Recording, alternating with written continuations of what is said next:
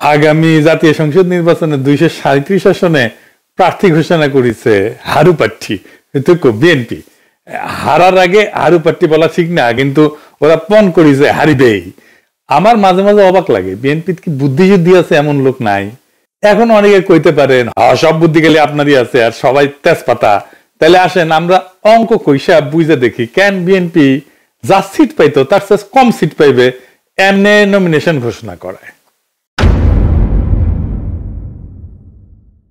দুনিয়াতে যা রীতি বলে জানি তা অনেক ট্রায়াল আর এররের পরে স্ট্যাবলিশড হয়, প্রতিষ্ঠিত হয়, তারপরে সবাই মেনে চলে। যেমন ধরেন পরীক্ষার আগে গোল জিনিস খাওয়া যায় না, তাই না?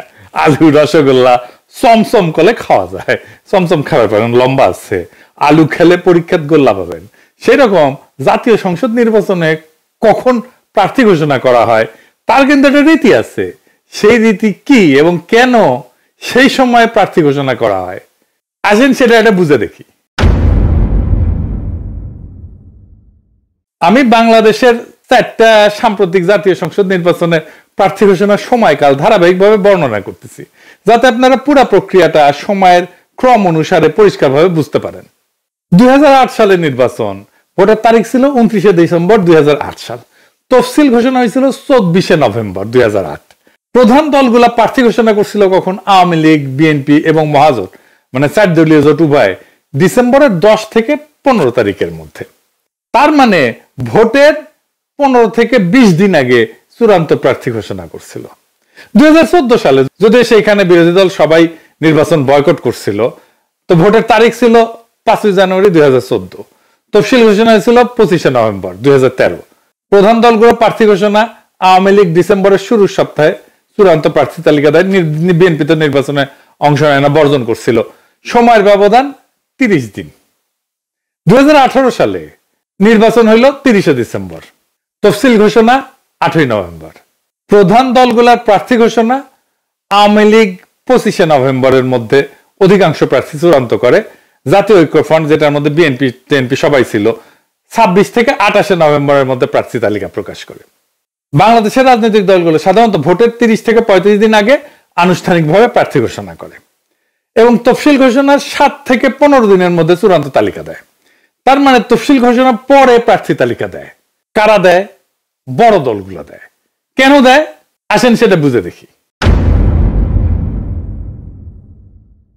এই জায়গায় আছে রাজনৈতিক কৌশলের প্রশ্ন। বড় দলগুলা প্রার্থী তালিকা যত দেরিতে প্রকাশ করে তত বেশি সময় তারা স্থানীয় জোট, আপোষ, নেগোসিয়েশন, সম্ভাব্য বিদ্রোহী প্রার্থীদের সামলানোর সুযোগ পায়। ছোট দল বা জোটের ক্ষেত্রে প্রার্থী ঘোষণা আগে ভাগে করা হয়। আমরা এটা হিসাব কষে দেখাই দেব যেন বেশি সময় ধরে প্রচারণা চালাইতে পারে।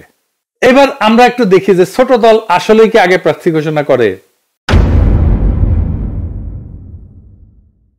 2008 সালে আমরা তো দেখছি তফসিল ঘোষণা 24 নভেম্বর 2008, ভোটের তারিখ 29 ডিসেম্বর 2008। ছোট দলগুলা মানে জাতীয় পার্টি এরশাদ 28 নভেম্বরের মধ্যে অধিকাংশ প্রার্থী ঘোষণা করে। ইসলামী দল এবং বামপন্থী জোট, যেটা জাতীয় সমাজতান্ত্রিক দল, ওয়ার্কার্স পার্টি ইত্যাদি, নভেম্বরের শেষ সপ্তাহে প্রার্থী প্রকাশ করে, অর্থাৎ ভোটের 30 দিন আগে থেকে প্রচারণা শুরু করে। 2014 সালের নির্বাচনে তফসিল ঘোষণা করে 25 নভেম্বর, ভোটের তারিখ 5 জানুয়ারি। বিএনপি ছিল না, ডিসেম্বরের শুরু থেকে 1 থেকে 5 ডিসেম্বরের মধ্যে ছোট দলগুলো প্রার্থী ঘোষণা করে 30 থেকে 35 দিন সময় আগে।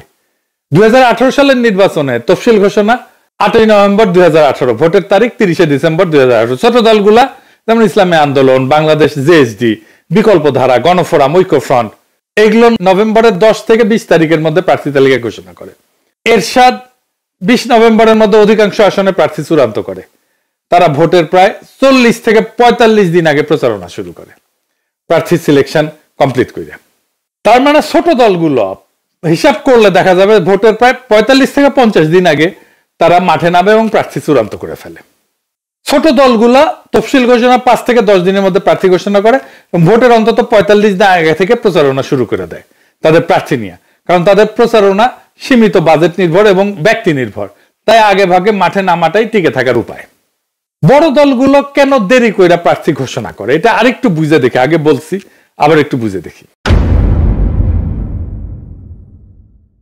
এর পিছনে অনেক রাজনৈতিক এবং মনস্তাত্ত্বিক কৌশল কাজ করে।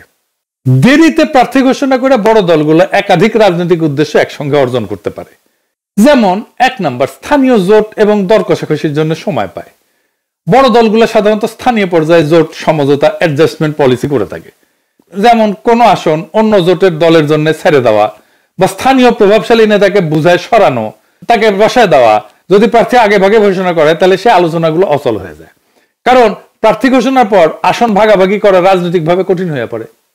তাই তারা ইচ্ছা করে প্রার্থী তালিকায় শেষ মুহূর্ত পর্যন্ত গোপন রাখে, যাতে আসন বিন্যাস জোট রাজনীতি চলমান এবং নমনীয় থাকে। যেমন 2018 সালে আওয়ামী লীগ মহাজোটের সঙ্গে আসন ভাগাভাগির জন্য প্রার্থী তালিকা বারবার পিছাইছে, বলা হয়েছিল এটা একটা সিট অ্যাডজাস্টমেন্ট উইন্ডো। 2 নম্বর, সম্ভাব্য বিদ্রোহী প্রার্থীদের নিয়ন্ত্রণ। প্রত্যেকটা বড় দলের মধ্যে একাধিক মনোনয়ন প্রত্যাশী থাকে, যারা মনোনয়ন পায় না তারা বিদ্রোহী প্রার্থী বা স্বতন্ত্র প্রার্থী হিসেবে দাঁড়ায় যায়। যদি নাম আগে ভাগে ঘোষণা করা হয় তাহলে যারা বাদ পড়ছে তারা সময় পেয়ে যায় বিকল্প প্রতীক সংগ্রহ, প্রচারণা করা, দল বিরোধী ক্যাম্প গঠনের, তার ফান্ড কালেক্ট করার। তাই দলগুলা বিলম্ব করে যাতে বিদ্রোহীদের সময় কমে যায় এবং শেষ মুহূর্তে তারা যেন সংগঠিত হইতে না পারে।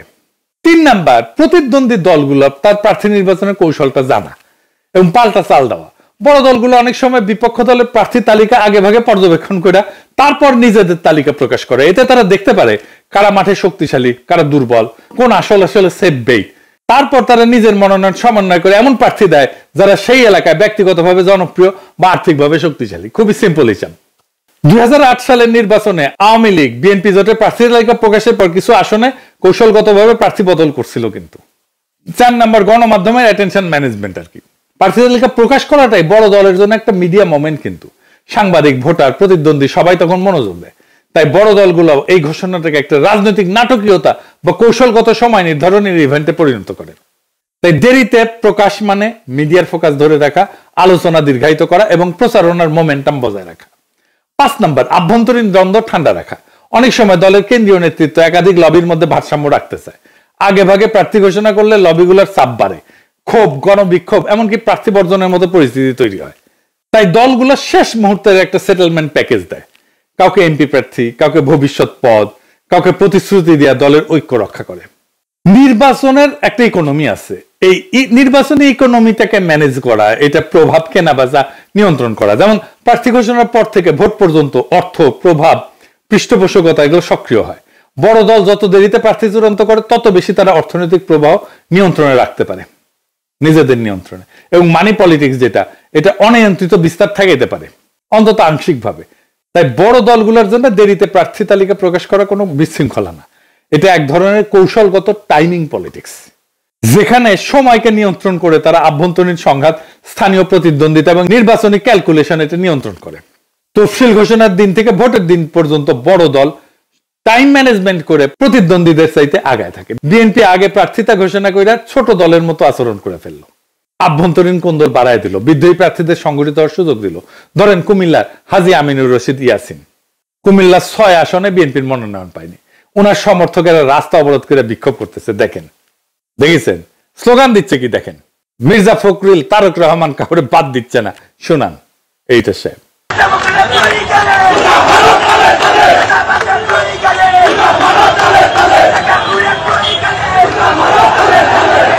উনি কিন্তু ভালো মানুষ, ইয়াসিন সাহেব ধান্দা করার জন্য রাজনীতিতে আসেন না। আমি শিওর উনারে বিএনপির বিরোধীরা মনোনয়ন দিলে বিএনপির প্রার্থী হাইরা যাবে। লক্ষ্মীপুর স্যারে আসম আব্দুর রবের জন্য এবিএম আশরাফুদ্দিন নিজানের মনোনয়ন দেয় না। ওই সিটে আসম আব্দুর রব গোহারা হারবে যদি নিজান সাহেব অন্য মার্কা নিয়ে দাঁড়ায়। আমার হিসাবে বিএনপি 40 থেকে 50টা সিট হারাবে। এইভাবে বিদ্রোহী প্রার্থী অন্য দলে ভিড়ে যাবে। হারাধনের 10টি ছেলে রইল বা কি এক, এমনিতেই ক্ষমতায় যাবে কিনা সেটাই প্রশ্ন। তার মধ্যে ভুল কৌশলে সিট হারানোর কাম করলো, মানে মোটে মা রাধে না তপ্ত আর পান্তা। আর কি মহা ভুল করিছে। খালেদা জিয়াকে মনোনয়ন দিছে 3টে আসনে, এটা একটা ডিজাস্টার হবে। আমি সমস্ত রেসপেক্ট, খালেদা জিয়ার প্রতি সমস্ত রেসপেক্ট রেখে বলতেছি, খালেদা জিয়া সবকিছুর ঊর্ধ্বে থাকবেন। ওনারে আমরা সবকিছুর ঊর্ধ্বে রাখতে চাই, আর ওরা বিএনপির নেত্রী বানাইতে চায়। উনি কেন ইলেকশন করবেন? উনি প্রেসিডেন্ট হবেন বাংলাদেশে, বিএনপি বাদেও যে কোনো দল ক্ষমতা আসলে খালেদা জিয়া প্রেসিডেন্ট হিসেবে প্রথম পছন্দ থাকতেন। ওনাকে ওনার শরীরের এই অবস্থায় ইলেকশনে নামাইয়া তো বিএনপি তার দুর্বলতা প্রকাশ করলো। মানে ম্যাডাম তো গত 14 মাসে কোনো পলিটিক্যাল কাজে যুক্ত ছিলেন না।